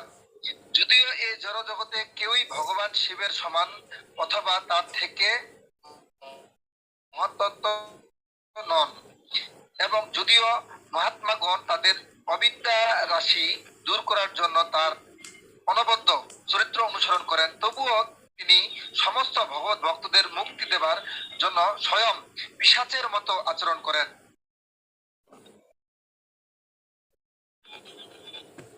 শ্লোক 28 অনুবাদ। কুকুরের ভক্ষ এই শরীরকে যারা আত্মবুদ্ধি করে এবং বস্ত্র অলংকার মাল্য এবং অনুলেপনের দ্বারা তার লালন পালন করে, সেই সমস্ত মূর্খেরা তিনি শিব যে আত্মরাম তা না জেনে তার কার্যকলাপের উপহাস করে। শ্লোক 29 অনুবাদ। ব্রহ্মার মতো দেবতারাও তার দ্বারা অনুষ্ঠিত ধর্ম আচরণ অনুসরণ করেন। তিনি জড়জাগতিক সৃষ্টির কারণ স্বরূপ, মায়ার নিয়ন্তা। তিনি মহান এবং তাই তার পিশাচবৎ আচরণ কেবল অভিনয় মাত্র। তো এতক্ষণ ধরে শ্লোক 30। যে কাশ্যপ মুনি উনি দিদিকে এভাবে বুঝালেন, অনেক কথাবার্তা বলেন, এখন শিবের অনুচ্ছেদের টাইম, এখন মিলন করা যাবে না। কিন্তু তারপরে কি ঘটনা ঘটলো দেখুন 30 নম্বর শ্লোকের অনুবাদে, 30 নম্বর শ্লোকের অনুবাদ এবং তাৎপর্য 30 বলুন। নম্বর শ্লোক 30 নম্বর শ্লোক অনুবাদ। মৈত্র বললেন, দিতি তার পতির দ্বারা এইভাবে বিজ্ঞাপতি হওয়ার সত্ত্বেও কাম্যতা বেশ্যার মতো লজ্জাহীন বলে ব্রহ্মর্ষি কাশ্যপের বাসনা ধারণ করেছিলেন। দিদি তার তাৎপর্য, পতির দ্বারা এভাবে শ্রবণ করেছে যে তার পতি কি কি বলছে, কিন্তু শ্রবণ করেও সে নিজেকে কন্ট্রোল করতে পারে। সে কি করছে, এই কাম মতো একটা বেশ্যার মতো এত কথা বললো যে সন্ধ্যাবেলা মিলন করা ঠিক নয়, কিন্তু তারপরেও বেশ্যার মতো যে মহর্ষি কশ্যপের কি করছে, মানে কাপড় ধরে টান দিচ্ছে, মানে বিভিন্ন ভঙ্গিমা করছে যে না এখন আপনি মিলন করুন। এই বিবাহিত পত্নী আর বার বোনের মধ্যে পার্থক্য হচ্ছে, বিবাহিত পত্নী শাস্ত্রের বিবিধ বিধানের সাথে যৌন জীবন নিয়ন্ত্রিত থাকেন, কিন্তু বার বনিতা কেবল প্রবল যৌন আবেগের তাড়নায় অনিয়ন্ত্রিত যৌন জীবন যাপন করে। কশ্যপ যদিও ছিলেন একজন তত্ত্বদৃষ্টা মহর্ষি, তবুও তিনি তার বেশ্যা প্রবৃত্তিপরায়ণা পত্নীর এই কাম বাসনার শিকার হয়েছেন, যারা প্রকৃতির বল এমনই প্রচণ্ড। ওকে, ধন্যবাদ আপনাকে, অনেকটা পড়েছেন। হ্যাঁ পড়েন পরেরটা। হ্যাঁ কৃষ্ণ প্রভু, আমি পড়ে করবো। হ্যাঁ, এটা তাৎপর্য সহ পড়েন। শ্লোক 31 অনুবাদ। তার পত্নীর উদ্দেশ্য অবগত হয়ে তিনি নিষিদ্ধ কর্ম করতে বাধ্য হয়েছিলেন এবং পূজনীয় নিয়তির প্রতি প্রণতি নিবেদন করে তিনি নির্জন স্থানে তার সঙ্গে শয়ন করেছিলেন। তাৎপর্য, পত্নীর সঙ্গে কশ্যপের আলোচনা থেকে মনে হয় যে তিনি ছিলেন শিবের উপাসক, এবং যদিও তিনি জানতেন যে এই প্রকার নিষিদ্ধ আচরণ করার ফলে ভগবান শিব তার প্রতি প্রসন্ন হবেন না, তবুও তিনি তার পত্নীর বাসনার প্রভাবে এই কার্য করতে বাধ্য হয়েছিলেন এবং তাই তিনি নিয়তির উদ্দেশ্যে প্রণতি নিবেদন করেছিলেন। তিনি জানতেন যে এইভাবে অসময়ে মৈথুন কার্যে লিপ্ত হওয়ার ফলে যে শিশুটি জন্মগ্রহণ করবে সেটি অবশ্যই সুসন্তান হবে না, কিন্তু তা সত্ত্বেও তিনি নিজেকে রক্ষা করতে পারেননি, কেননা তিনি তার পত্নীর প্রতি অত্যধিক কৃতজ্ঞ ছিলেন। কিন্তু যখন এক বেশ্যার গভীর রাত্রে ঠাকুর হরিদাসকে ক্ষুব্ধ করবার জন্য এসেছিল, হরিদাস ঠাকুর তার কৃষ্ণ ভক্তির প্রভাবে সেই প্রলোভন জয় করেছিলেন। কৃষ্ণ ভক্ত ও অন্যদের মধ্যে এটাই হচ্ছে পার্থক্য। কশ্যপ মুনি ছিলেন মহাবিদ্বান ও তত্ত্বজ্ঞ এবং সংযত জীবনের সমস্ত বিধিবিধান তিনি জানতেন, তবুও কামনা বাসনার আক্রমণ থেকে তিনি নিজেকে রক্ষা করতে অক্ষম হয়েছিলেন। ঠাকুর হরিদাস ব্রাহ্মণ বংশে জন্মগ্রহণ করেননি এবং তিনি নিজেও ব্রাহ্মণ ছিলেন না, তবুও তিনি তার কৃষ্ণ ভক্তির প্রভাবে এই প্রকার আক্রমণ থেকে নিজেকে রক্ষা করতে পেরেছিলেন। হরিদাস ঠাকুর প্রতিদিন 3 লক্ষ নাম জপ করতেন। তো এখান থেকে কি শিখলেন আপনি এই তাৎপর্যটা পড়ে, কতটুকু কি বুঝলেন? হরে কৃষ্ণ প্রভু, এখানে প্রভু হচ্ছে একজন শিবের ভক্ত এবং হচ্ছে বিষ্ণু ভক্তের কম্পেয়ারটা করা হয়েছে, যে বিষ্ণু ভক্ত তার নামের বলে সবকিছু জয় করতে পারে, এমনকি কাম পর্যন্ত জয় করতে পারেন এবং সংযত থাকতে পারেন। অ্যাকচুয়ালি কশ্যপ মুনির সাথে হরিদাস ঠাকুর একটা তুলনামূলক একটা আলোচনা এখানে শিল প্রভুপাদ দিয়েছেন। তো এই জিনিসটা এখানে দেখতে হবে যে দেখুন, তার নিজের ওয়াইফ, গৃহস্থাশ্রমে মানুষ কী করবে, বিধিনিষেধ মেনে উপেক্ষা করবে না, বিধিনিষেধ মানতে হবে, কখন কি করা যায়, কীভাবে কোনটা ভালো হয়, সেভাবে তারা ধর্ম আচরণ করবে। একদম নিষিদ্ধ টাইমে তারা এইভাবে যৌনাচার করেছে। এবং কশ্যপ ঋষির মতো এরকম একজন ঋষি হওয়া সত্ত্বেও তিনি কী করেছে, সে মিলনে সামর্থ্য হয়েছে। কেন? কারণ সে অ্যাকচুয়ালি ভগবত ভক্ত ছিল না বা কৃষ্ণ ভক্ত ছিল না, যে কারণে সে অধপতিত হয়েছে। বুঝতে পেরেছেন? কিন্তু আমরা অন্যদিকে যদি তাকাই, কারণ দেখুন কশ্যপ ঋষি মুনি কি চাইলে কি পারতো না তার ওয়াইফকে যেভাবে হোক একটু হুমকি ধামকি দিয়ে হোক আর যেভাবে হোক একটু বিরত রাখতে কিন্তু পারতো? কারণ তারও মনে ইচ্ছা ছিল, কারণ সেও কামবাসনা জয় করতে পারেনি। কিন্তু কৃষ্ণ ভক্ত হরিদাস ঠাকুরের দিকে যদি আমরা দেখি, এক বেশ্যা পরপর 3 রাত তার কাছে গেছে, কিন্তু সে সবসময় কী বলছে, আমার নাম, আমার সংকল্প জব এখনও শেষ হয়নি, এই জবটা শেষ হোক তারপরে আমি তোমার মনোবাঞ্ছা পূর্ণ করবো। হ্যাঁ, ওই দিন না ফিরে ভোর হয়ে গেছে, দেখে জব তো শেষ হয় না, চলে আসছে। পরের দিন রাত্রে আবার গেছে, আবার বলছে দেখো মা তুমি যে এসছো এখানে, আমি বুঝতে পারছি তোমার যে মনোবাঞ্ছা, তুমি আমার সাথে মিলিত হতে চাও, কিন্তু আমি এই সুযোগটা আমার এই সংকল্পনা শেষ করে আগে দিতে পারবো না। পরের দিনে গেছে। 3 নম্বর দিনে যখন ওই লক্ষ্যহীরা সেই বেশ্যা এসছে, তখন 3 নম্বর দিনে এই শুদ্ধ ভক্তের মুখ থেকে হরিনাম শ্রবণ করে নিজেই ভক্ত হয়ে গেছে। তারপরে সব ছেড়ে দিয়ে মাথার চুল টুল ফেলে দিয়ে ওই সেই বেশ্যা পরবর্তী কী হলো, ভালো ভক্ত হয়ে গেল। পরবর্তী হরিদাস ঠাকুর বলে তুমিও ভজন কুটিরে ভজন করো, আমি অন্যদিকে কাজ আছে আমার। তখন ওখান থেকে হরিদাস ঠাকুর এসে চৈতন্য মহাপ্রভুর সঙ্গে মিলিত হওয়ার জন্য চলে আসেন। তো এই হচ্ছে কৃষ্ণ ভক্ত আর একজন অন্যান্য ভক্তের মধ্যে তফাৎ বা পার্থক্য মুনি ঋষিদের।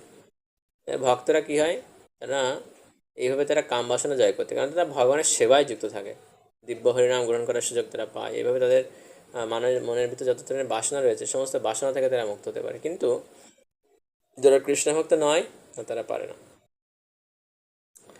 ওকে, তারপরে 32 থেকে আমি কিছু শ্লোক পড়ে দিই আপনাদের। তারপর সেই ব্রাহ্মণ জলে স্নান করে প্রাণায়াম পূর্বক বাক সংযম করেছিলেন এবং সনাতন ব্রহ্মজ্যোতি ধ্যান করে পবিত্র গায়ত্রী মন্ত্র জপ করেছিলেন। তো কার্য শেষে কী করলো, যেমন মলত্যাগ করার পরে যেমন স্নান করতে হয়, তেমন এই কখনো যদি আমাদের বীর্যপাত হয় তাহলে আমাদের স্নান করতে হয়। ঠিক আছে? তো এইভাবে কী করলো, ওখান থেকে চলে এসে সে তার মন্ত্র জপ করলো, গায়ত্রী মন্ত্র জপ করলো। ঠিক আছে? হে ভারত, তারপর দিতি তার দোষযুক্ত আচরণের জন্য লজ্জানত অধমুখী হয়ে তার পতির সমীপবর্তী হয়েছিলেন এবং তাকে বলেছিলেন। তো এই জন্য দিতি এখানে যে ঘৃণ্য কর্ম আচরণ করেছিলেন, তো তখন সে লজ্জিত হচ্ছে এবং মাথা নিচু হয়ে গেছে। বুঝতে পারছেন? হ্যাঁ, এখন নিজের পত্নীর সঙ্গেও যদি মৈথুন ক্রিয়া যদি শাস্ত্রবিধি অনুসারে আমরা না করি, তো ওটাও কিন্তু অবৈধ সঙ্গ, ওটাও বেশ্যাবৃত্তির সমান। এটা এখানে প্রপাত বলছে। এই জন্য এই যে ঋষি কাশ্যপ ঋষি, উনি আধ্যাত্মিক দিক থেকে উন্নত ছিলেন না, উনি মানে নির্বিশেষবাদী ছিলেন, খুব সম্ভবত নির্বিশেষবাদী। এখানে সেটা প্রপাত ওইটাই লিখছে আর কি, বাট অ্যাকচুয়ালি উনি নির্বিশেষবাদী ছিলেন। বুঝতে পারছেন? যে কারণে সে নিজেকে কন্ট্রোল করতে পারেনি। কিন্তু এই লজ্জাজনক কার্যের জন্য এবার দ্বিতীয়মাতা কী করছেন, সে লজ্জা পেয়ে গেছেন।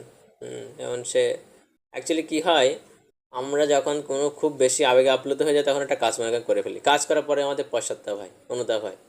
এই জন্য বলছে ভাবিয়া করিও কাজ, করিয়া ভাবিও না। বুঝতে পারছেন? এখন অনুতাপ করে কী হবে, এখান থেকে যে অসুর সন্তান জন্ম নিবে, জগতে ক্ষতি হবে, কিন্তু এইগুলো তো চিন্তা করেনি। তারপর দেখেন বলছে দ্বিতীয়মাতা কী কী যুক্তি দেখাচ্ছে দেখেন। দ্বিতীয় বাচ্চা দিতি বললেন, সুন্দরী দিতি বললেন, হে ব্রাহ্মণ, সমস্ত জীবদের প্রতি রুদ্রের কাছে আমি মহা অপরাধ করেছি, সেই জন্য তিনি যেন আমার গর্ব বিনষ্ট না করেন। তা বলছে ঠিক আছে, আমার অসুর সন্তান হোক আপনি বলেছেন, কিন্তু আমার গর্ব যেন বিনষ্ট না হয়। ঠিক আছে? এই জন্য উনি ওনার প্রতি যেহেতু একটু সিরিয়াস ঋষি ছিলেন, অনেক ইয়া ছিল, ওনার ক্ষমতা ছিল, এই জন্য বলছে যে যাতে এটা না হয়। সেই রুদ্ররূপ ভগবান শিবকে আমি আমার প্রণতি নিবেদন করি। তিনি যুগপৎ ভয়ঙ্কর মহান দেবতা এবং সমস্ত জড় বাসনার পূর্ণকারী। তিনি সর্বমঙ্গলময় এবং ক্ষমাশীল, কিন্তু দণ্ড দিতে তার ক্রোধ তাকে তৎক্ষণাৎ উদ্ধত করতে পারে। সে যদিও অনেক ভালো বৈষ্ণব, হ্যাঁ, সে যদিও কাঁদাতে পারে, সে চাইলে তার কান্না বন্ধ করতে পারে। শিবের নাম হচ্ছে কি আশুতোষ, যিনি অল্পে সন্তুষ্ট হতে পারেন হন। এটা বলছে এখন সে দণ্ড দিতে পারে, সে আবার অনেককে ক্ষমাও করে দিতে পারে। হ্যাঁ, তো এই জন্য সে যেন আমি তার কাছে ক্ষমাশীল। তারপর 36 শ্লোকে বলছে, তিনি আমার ভগিনী সতীর পতি হওয়ার ফলে আমার ভগ্নীপতি, তাই তিনি আমাদের প্রতি প্রসন্ন হন। তিনি সমস্ত রমণীদের পূজনীয় প্রভু, তিনি সমগ্র ঐশ্বর্যের বিগ্রহ এবং অসভ্য ব্যাধেরও ক্ষমার্হ রমণীদের প্রতি তিনি কৃপা প্রদর্শন করতে পারেন। তো শিব হচ্ছে দিতির এক যে ভগ্নী বা বোন ছিল, সেই বোনের প্রতি হচ্ছে এই শিব। দিতি তার যে ভগ্নী সতী, সতী ছিল, সতীর সঙ্গে শিবের বিবাহ হয় আপনারা জানেন। এই সতীর প্রসন্নতা আহ্বান করেছেন, যার ফলে তিনি পতির কাছে তার ক্ষমা করার জন্য অনুরোধ করেন। আর তাছাড়া শিব হচ্ছে সমস্ত রমণীদের পূজনীয় প্রভু, যে সমস্ত নারীদের প্রতি অসভ্য ব্যাধেরাও করুণা প্রদর্শন করে, সহজত তিনি তাদের প্রতি অত্যন্ত কৃপাময়। যেহেতু শিব স্বয়ং নারীদের সহচর্যে থাকেন, তাই তিনি তাদের ত্রুটিপূর্ণ স্বভাবের কথা ভালোভাবে জানেন, এবং তার ফলে ত্রুটিপূর্ণ স্বভাবজনিত দ্বিতীয় অপরিহার্য অপরাধের ব্যাপারে তিনি ততটা গুরুত্ব নাও দিতে পারেন। প্রতিটি কুমারী ভগবান শিবের ভক্ত হওয়ার কথা দিতি স্মরণ করেছিলেন তার শৈশবে তিনি কীভাবে শিবের উপাসনা করেছিলেন, তাই তার কাছে ক্ষমা প্রার্থনা করেছিলেন। দেন মৈত্র ঋষি কী বলতে দেখি, পতি রুষ্ট হয়েছেন বলে ভয়ে কম্পিত কলেবররা তার স্ত্রীকে মহর্ষি কশ্যপ এইভাবে সম্বোধন করলেন। দিতি বুঝতে পেরেছিলেন যে তিনি তার পতিকে প্রতিদিনকার সন্ধ্যা নিয়ম সমাপন কার্যে নিবৃত্ত করে অপরাধ করেছিলেন। ওই টাইমটা সন্ধ্যার টাইম ছিল, তবুও সংসারে তিনি তার সন্তানদের কল্যাণ কামনা করেছিলেন। এবার কশ্যপ ঋষি কি বলছে পড়ুন, আবার শুনবো, পড়েন।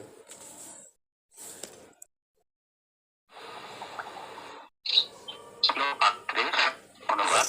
বিদ্যান কশ্যপ বললেন, যে চিত্ত চিরকালীন মূর্তি অপবিত্র, তাছাড়া তুমি আমার আদেশ লঙ্ঘন করেছ এবং দেবতাদের অবজ্ঞা করেছ, তাই সবকিছুই অশুভ ছিল। শ্লোক ৩৯ অনুবাদ। হে ক্রোধশীলা, তোমার অভিশপ্ত গর্ভ থেকে দুটি কুলাঙ্গার পুত্র জন্মগ্রহণ করবে। হে ভাগ্যহীনা, তারা ত্রিলোকের সকলের নিরন্তর শোকের কারণ তাৎপর্য হবে। পড়ুন।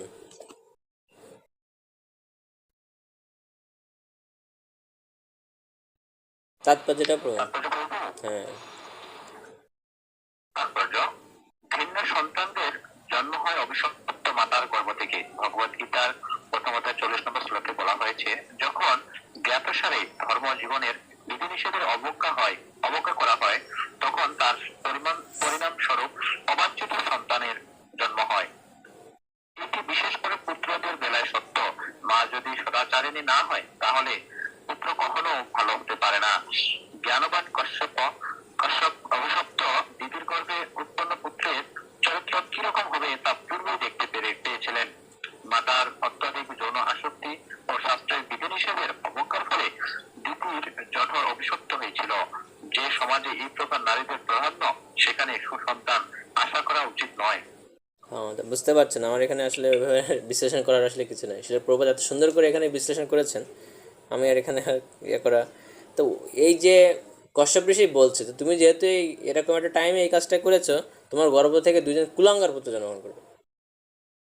এই জন্য আসলে প্রভুপাদ এখানে বলছে, এই জ্ঞাতসারে জেনে শুনে আর ধর্ম জীবনের এই যে বিধিনিষেধের যদি অবজ্ঞা করা হয়, তার পরিণামস্বরূপ এরকম অবাঞ্ছিত সন্তানের জন্ম হয়।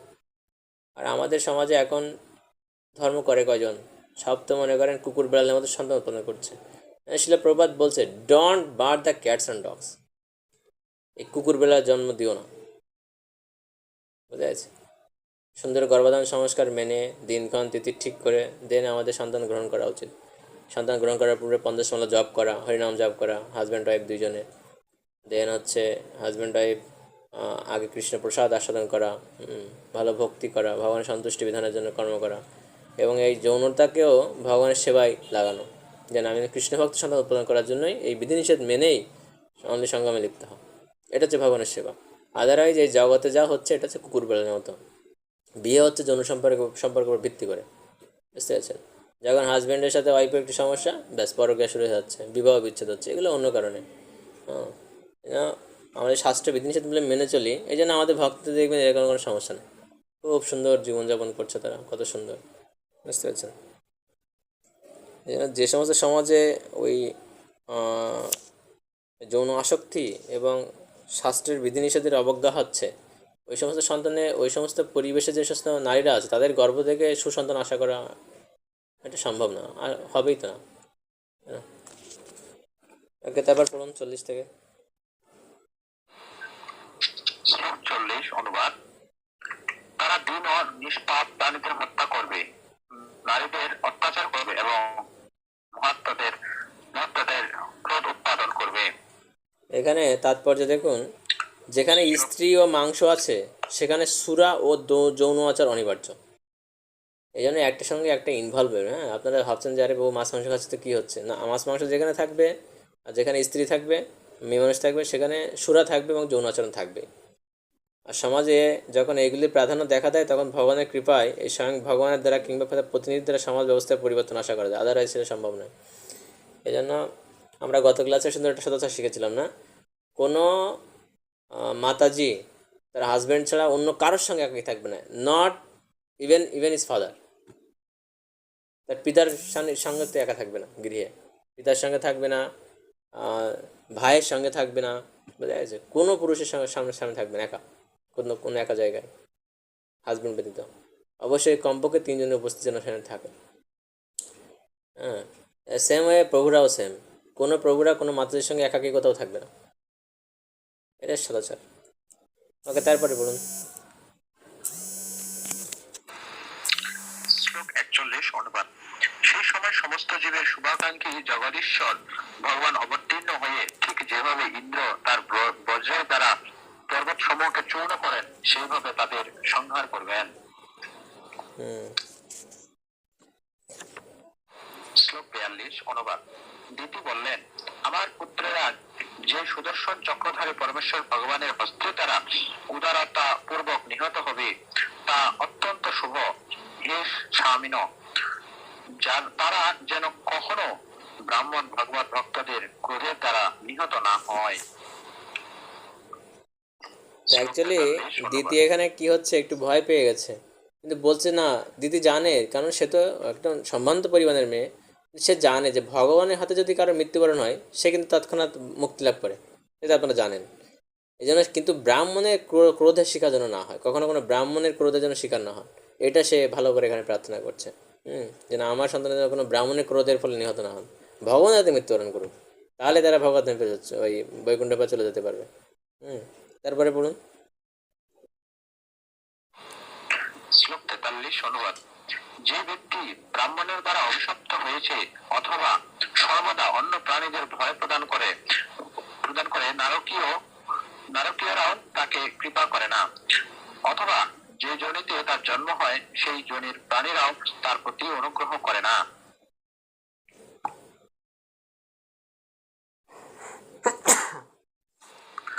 শ্লোক 44 থেকে 45 অনুবাদ।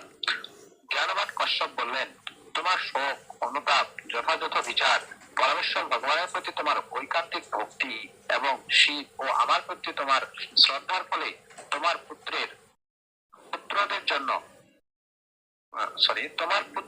পুত্রদের মধ্যে একজন ভগবানের এক সর্বমান্য ভক্ত হবেন এবং তার কীর্তি ভগবানের কীর্তির মতো বিস্তার লাভ করবে। হ্যাঁ, তো এখানে এই ব্রাহ্মণদের যারা অভিশপ্ত হয় তারা নারকেরও তাকে কৃপা করে না। এই জন্য দ্বিতীয় মাতা এখানে প্রার্থনা করছে, আমার সন্তানেরা আপনি প্রার্থনা করুন যাতে কোনো ব্রাহ্মণের তারা অভিশপ্ত না হয়।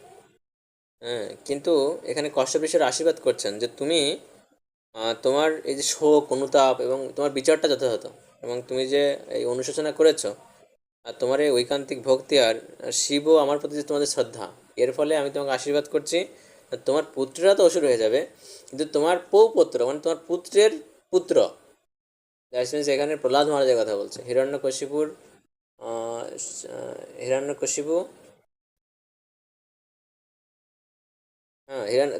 পৌপুত্র না, পুত্রের কথা বলছে, পুত্র। হিরণ্যকশিপুর সন্তান হচ্ছে প্রহ্লাদ মহারাজ, তাই বলছে তোমার পুত্রদের মধ্যে একজন আবার কি হবেন,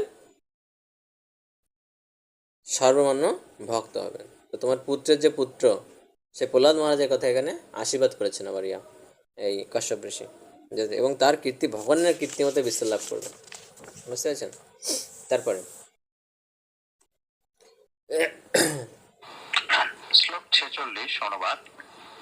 তার পদাঙ্ক অনুসরণ করার জন্য সাধুরা বৈরী ভাব থেকে মুক্ত হওয়ার অভ্যাস করে তার মতো চরিত্র লাভের চেষ্টা করবে, ঠিক যেভাবে নিম্ন স্তরের স্বর্ণকে সংশোধনের উপায়ের দ্বারা শোধন করা হয়।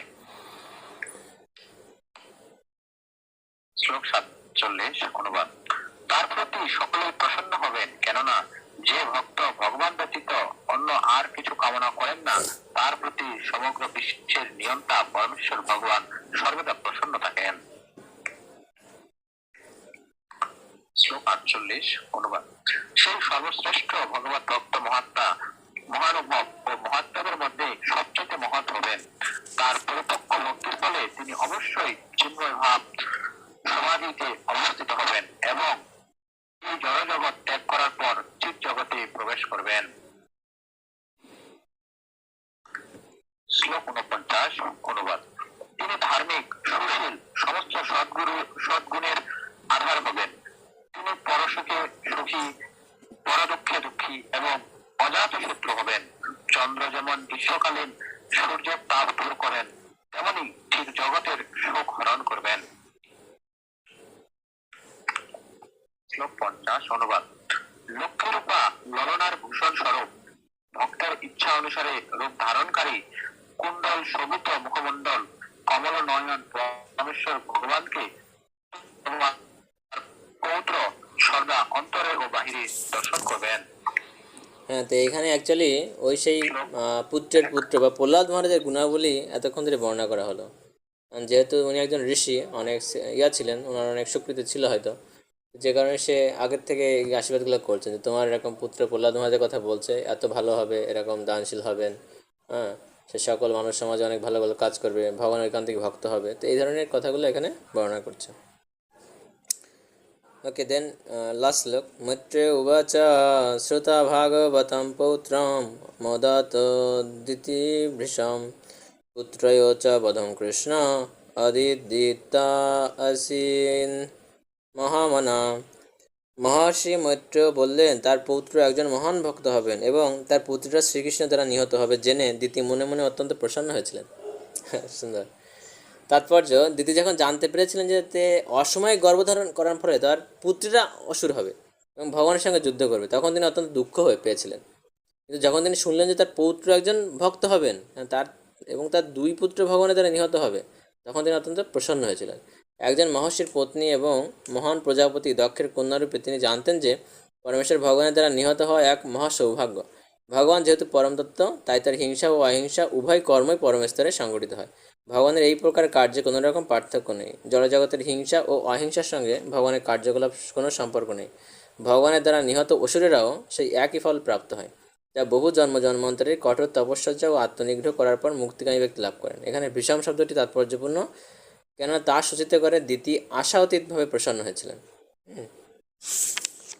এইভাবে আমাদের 14 অধ্যায় শেষ হয়ে গেল। কারণ প্রশ্ন আছে আজকের ক্লাসের পরিপ্রেক্ষিতে। সুন্দর একটা অধ্যায়, বিশেষ করে আমাদের প্র্যাকটিক্যাল লাইফে, সংসার জীবনের জন্য খুবই ইম্পর্ট্যান্ট ছিল। অনেক অনেক কিছু বুঝেন না যে কখন সন্তান গ্রহণ করা উচিত, বিষয়গুলো। কারণ প্রশ্ন থাকলে জিজ্ঞাসা করতে পারেন।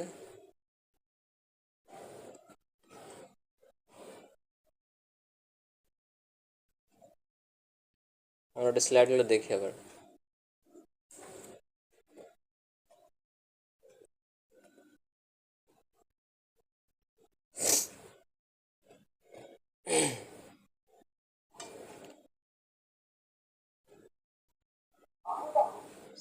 আচ্ছা ঠিক আছে, দেখুন যিনি আনমিউট আছেন মিউট করুন প্লিজ।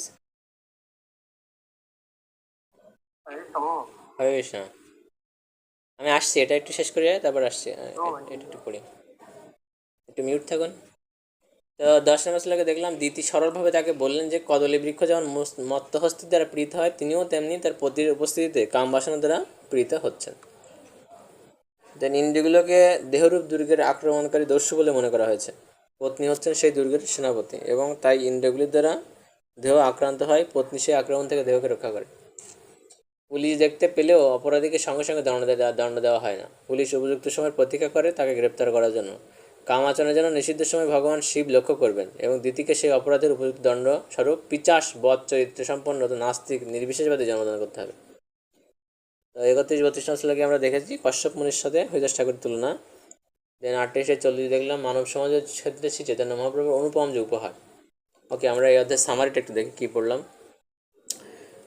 বিদুর মহর্ষি মৈত্রের কাছ থেকে জানতে চাইলেন দস্যু রাজার সঙ্গে ভগবানের বরাহের যুদ্ধের কারণ কী ছিল। মৈত্র ঋষি বর্ণনা করেছিলেন কীভাবে দক্ষ কন্যা মরিচির পুত্র কশ্যপকে তার প্রতিরূপে প্রার্থনা করেছিলেন তার কাছ থেকে সায়ংকালে সন্ধ্যাবেলায় যৌনক্রিয়ার মাধ্যমে পুত্র উৎপাদন করতে। 17-33 কশ্যপ মুনি তার পত্নীকে গুণকীর্তনের দ্বারা শান্ত করেছিলেন এবং পত্নী সাধারণত অমূল্য সেবায় পতির কাজে সহযোগিতা করে। দিতিকে কশ্যপ মুনি অনুরোধ করলেন কিছু সময় অপেক্ষা করতে, কারণ এই সময় ভগবান শিব পিচাস ও অন্যান্য ক্ষতিকর আত্মা সমূহ ঘুরে বেড়ায়। কশ্যপ মুনি তার স্ত্রীকে শিবের গুরুত্বের ব্যাপারে হেয় জ্ঞান না করার জন্য সতর্ক করে দেন।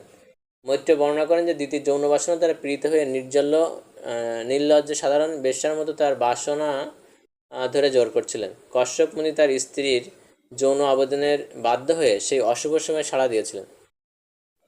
34-37 দিতি কশ্যপ মুনির কাছে প্রার্থনা করলেন ভগবান শিবের ক্রোধ থেকে তাকে রক্ষা করতে।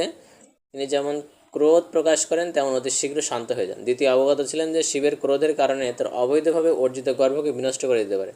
যেহেতু শিবের অপূর্ণ আশুতোষ, তাই দিতি তার ব্রাহ্মণ পত্নীকে ভগবান শিবের ক্রোধ উপশম করানোর জন্য অনুনয়পূর্বক প্রার্থনা করলেন, কারণ শিবের পত্নী শিবের একজন মহান ভক্ত। ওকে 38-50 কশ্যপ মুনি দিতিকে বোঝালেন যে যেহেতু সব কিছু অশুভ ছিল, সেই কারণে তার অভিশপ্ত গর্ভ থেকে পুত্র জন্মাবে যারা দীন ও নিষ্পাপ প্রাণীদের হত্যা করবে এবং স্ত্রীদের উপর অত্যাচার করবে। তারপর ভগবান অবতরণ করে তাদের হত্যা করবেন। কশ্যপ বললেন যে দিতি শোক, অনুতাপ, যথাযথ বিচার, পরমেশ্বর ভগবানের প্রতি ঐকান্তিক ভক্তি আর শিব এবং তোমার প্রতি তোমার যে শ্রদ্ধা, তার ফলে তার পুত্রদের মধ্যে একজন, অর্থাৎ প্রহ্লাদ মহারাজের কথা বলছে, যে ভগবান একজন অসামান্য ভক্ত হবেন। তারপর তিনি প্রহ্লাদের গুণমহিমা কীর্তন করলেন। তো এটাই ছিল এই অধ্যায়ের সামারি, আমরা সুন্দর করে বুঝতে পেরেছি। ওকে, কার কি প্রশ্ন ছিল এবার জিজ্ঞেস করেন।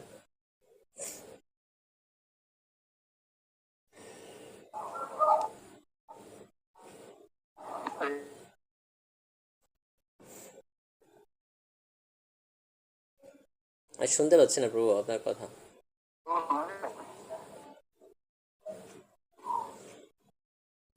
আবার একটু ট্রাই করুন।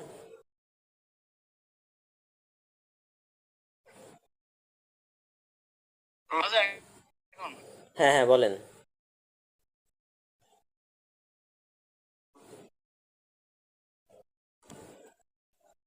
হরে কৃষ্ণ। তিনি মানে এই যে বললেন না, তাকে বোঝা যাচ্ছে স্ত্রী লোক শুধু মানে গৃহস্থের আশ্রমে মানে প্রতি সেবা করবে আর ধর্মীয় কাজে সহযোগিতা করবে, কিন্তু যে সকল মানে পিতা মনে করেন যে পুত্র নাই, তারা কি ওই মেয়ের মানে কন্যার কি কোনো কিছু গ্রহণ করতে পারবে না? কেমন যে সে বাইরে জপ টপ করে আর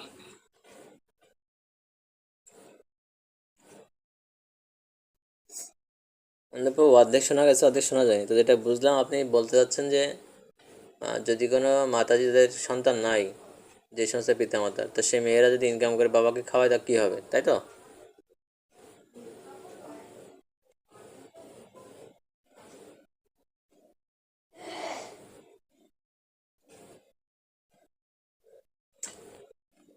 হরে কৃষ্ণ। মানে করতে পারবে কিনা বা তার কোনো কিছু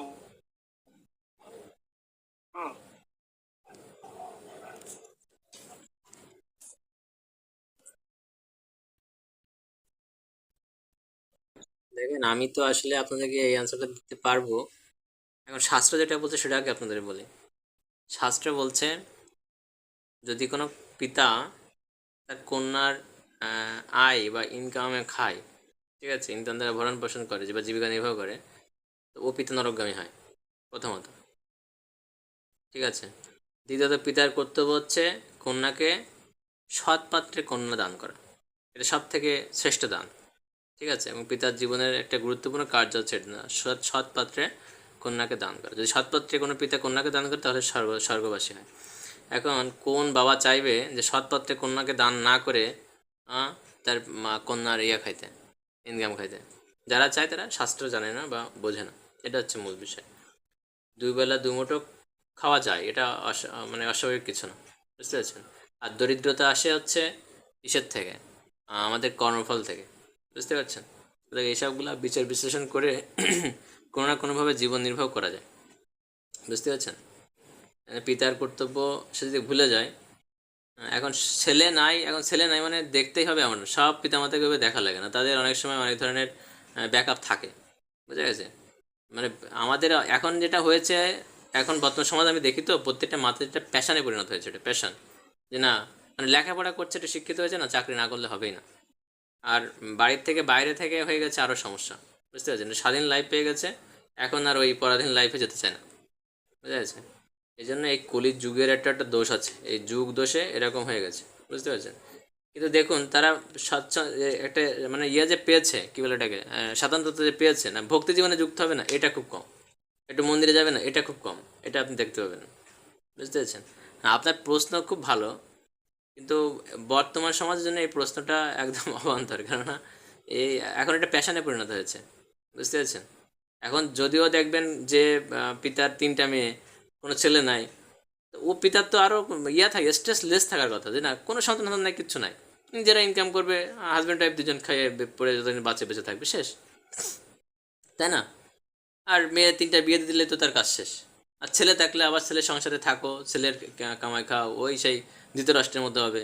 হ্যাঁ, ওই ভীমের দেওয়া উচ্ছিষ্ট খায় খেয়ে খেয়ে ওই যে যে হয়েছিল ধৃতরাষ্ট্রের অবস্থা, ওই রকম অবস্থা হবে।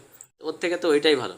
যে আর আপনি যেটা বলছেন, আহ, আর আমরা এখানে ধর্মীয় ক্লাস যেতে হচ্ছে, 50 বছরের পরে কারোর গৃহে থাকা উচিত না। 50 ঊর্ধ্বম বনম ব্রজেত, 50 বছর বয়সে গৃহত্যাগ করা উচিত। তো ও ব্যক্তি এই মেয়ের ইনকাম খাবে কখন, কত বছর বয়সে হবে আমাকে বলেন? কোনো ব্যক্তি মনে করেন 25 বছরে বিয়ে করলো, তা একটা মেয়ে বড় হইতে 25 বছর হয়ে যাবে। তো মেয়েকে বিয়ে দিয়ে মেয়েদের জন্য হচ্ছে 16 আর ছেলেদের জন্য হচ্ছে 21 বছর, পারফেক্ট শাস্ত্রের মতে, বুঝা গেছে? হলেই তাকে বিবাহ দেওয়া উচিত। আর বিবাহ দিয়ে দেওয়ার পরে সে কী করবে, এই সংসার ঝামেলা থেকে মুক্তি এবার বানপ্রস্থ গ্রহণ করবে। তো এখানে ইনকাম খাওয়ার প্রশ্ন তো আসছে না। আর মেয়েদের কথা তো বাদই দিলাম, তাহলে সে কোন পিতাকে দেখবে? আমার কথা বলুন, কথা বুঝুন আপনারা, বুঝতে পেরেছেন? বুঝতে পারছি বাবা। এই জন্য শুধু একটা জিনিসের ধর্ম সম্পর্কে চিন্তা করলে হবে না, যে না পিতামাতা সেবা করার ধর্ম, ওটা ঠিক আছে, বাট পিতামাতা কী করতে হবে সেটাও দেখতে হবে। 50-এর পরে থাকতে গিরে থাকারই কথা, তো সে গিরে কেন থাকবে? আর মেয়ের ইনকাম খাই কেন সে নরকে যাবে? বুঝলেন? এই জন্য এগুলো হচ্ছে প্যাশান। বর্তমান যে সমস্ত মাতাজিরা এগুলো বলে, এগুলো হচ্ছে প্যাশান, মানে নিজের বাসনা ধরে রাখতে পারে না। হ্যাঁ, মানুষকে দেখাতে হবে যে আমি এত বড় পড়াশোনা করেছি, এখন আমি চাকরি করতেই হবে, এটা দেখাতে হবে, এই জন্য আর কি তারা এগুলো করে, বুঝা যাচ্ছে? এই জন্য যে ধর্মীয় পদে যুক্ত আছে তারা তো অ্যাটলিস্ট বুঝে বুঝে তারপরে আবার চাকরি বাকরি করে। আচ্ছা, করলে আমাদের আমাদের কোনো অসুবিধা নাই, সে যদি ভগবানের সেবায় যুক্ত থাকতে পারে, এটা হচ্ছে মূল বিষয়। হ্যাঁ, আর ওইগুলো হচ্ছে বৈদিক নীতি। কিন্তু অ্যাকচুয়ালি আমাদের কৃষ্ণ ভক্ত হওয়ার জন্য এই ধরনের কোনো কিছু বলা নেই। অ্যাকচুয়ালি কৃষ্ণ ভক্ত যে কোনো কুল থেকে, যে কোনো ব্যক্তি, যে কোনো অবস্থা থেকে হতে পারে, ঠিক আছে? এখন গৃহে তো কৃষ্ণদের ভগবানের সেবা পূজা থাকে, তো এই জন্য দেখা যায় দুজনে যদি চাকরি করে তাহলে তো আর সেবা পূজা হয় না, একজন করলো একজন করলো না, এরকম আর কি, বোঝা গেছে? আর এখন তারপরেও অনেক ধরনের ইয়া থাকে, বাসনা থাকে, তো সে হলে আমাদের আর কি আমাদের যেটা বলা সেটা তো আমরা বলে দিই, শাস্ত্রের কথা। ঠিক আছে, তো শিলা প্রভুপাদ কি যায়, স্বামীত ভক্তবৃন্দ কি যায়, জয় গৌর প্রেমানন্দে। আর কার কোনো প্রশ্ন আছে? না, সবাই ভালো থাকবে।